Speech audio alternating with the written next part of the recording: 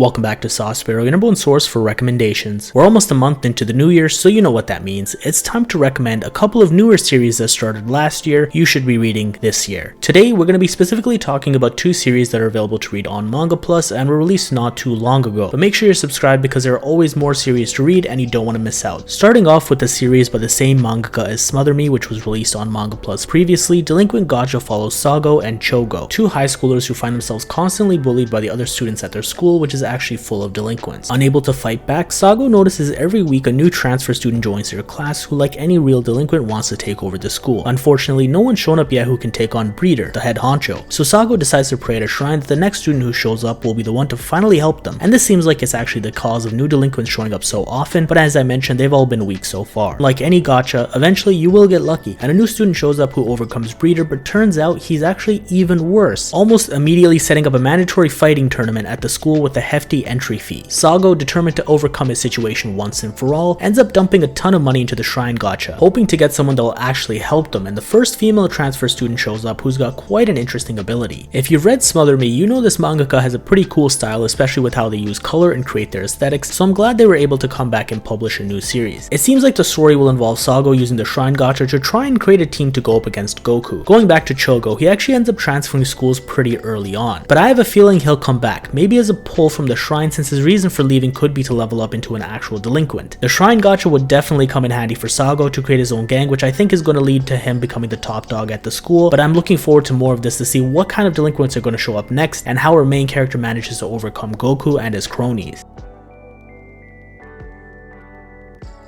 Punkan follows a group of orphans who dream of escaping the slums and finding an actual place to call home, perhaps even one day opening their own orphanage to provide for other kids going through what they have. The two main members of this group are Keiichi and Aiboba. Despite picking up work here and there, the two ultimately resort to petty crime to provide their family with necessities. They soon discover wanted posters offering big rewards and decide to try and cash in on these bounties. While they are successful at first, they come to the conclusion the danger involved might not be worth it, but Aiboba feels otherwise, knowing he can do much more even if he might lose his life. Aiboba is the star of this manga, and we've gotten a glimpse into his backstory, which seems to be pretty dark. Since we don't know much about what happened to the kids before they got to the orphanage, I'm looking forward to learning more about where they came from. Something to also note is we don't actually know how the group ended up where they're at now, and while there are some hints, I suspect we'll hear about some tragic events that took place before the story. We're also going to see how the relationship between Aiboba and Keiichi changes as he continues to fight on his own. We've already gotten to see a couple of interactions where a certain side of him has resulted in Aiboba acting in a way that's very different from his usual self. There are also other characters involved, such as the two police officers we've seen in the other bounty hunter, which adds to the obstacles Aiboba will need to deal with if he wants to continue hunting bounties. More recently, however, Aiboba encounters a biker gang who want to team up with him, and he should find them helpful in some way even if they are pretty weak, but at least he's not going to be completely alone. The location the story takes place in reminds me of something like Gotham City, except on a much smaller scale. You've got criminals running around doing whatever they want, and then there are the actual villains who are wanted, posing a much bigger threat. Similar to Smother Me, which I mentioned earlier, the wanted characters who've shown up so far have been named after animals, which is cool, and I wonder if the criminals are all connected somehow, or if there's maybe someone behind the scenes pulling the strings. Punkan has been getting 2-chapter releases, which is actually really nice, but it's not the only series doing this currently, so I wouldn't complain if this becomes more common in the future. It's also kind of crazy, this is apparently the first serialized manga this author is doing, as the only other work that comes up under their name on my anime list is a one-shot they released a few years ago, so this is definitely quite the way to get your name out there. Let me know in the comments if you have any thoughts about these series, and make sure you subscribe for more recommendations, because there's going to be a ton of new manga being released this year and you don't want to miss out on them. And for the very first time this year, thank you so much for coming to Sauce Sparrow. I hope you found a new series to read from your visit and hope you return soon.